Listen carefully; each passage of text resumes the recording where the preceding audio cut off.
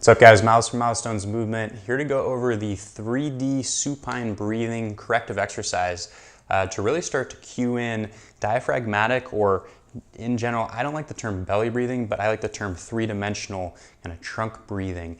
That means that when we inhale, we get motion occurring here rather than excessive motion occurring up in the chest. So the difference of that would look sort of like a chest breath. There's a lot of motion lifting up versus more of that 3D trunk breathing. We've got motion occurring down lower.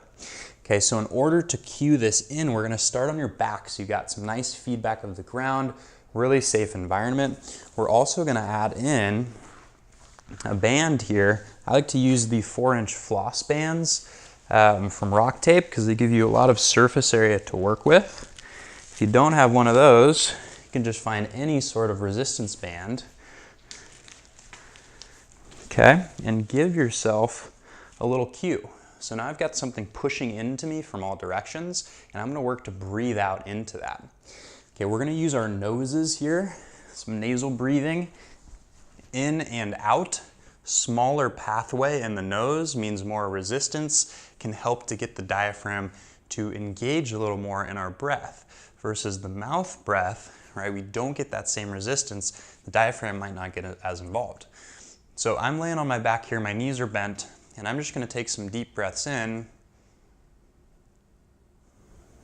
and long exhales. Try to double the time that your inhale took on your exhale, but don't force things. We shouldn't be excessively tense up through the shoulders, up through the neck.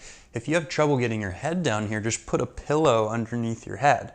Okay, don't hold here with your arms, because that can create some excessive stress up top, and we're really trying to create motion down low.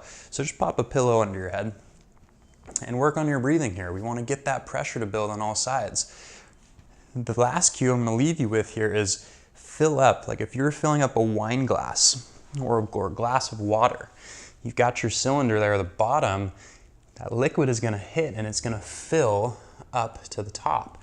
So same thing on your breath, you're gonna inhale, you're gonna try to fill low to pelvic floor and then let that rise up toward the rib cage, okay? Stop when you get to your chest. So I want you to avoid breaths where we see excessive motion here on your inhale into the chest.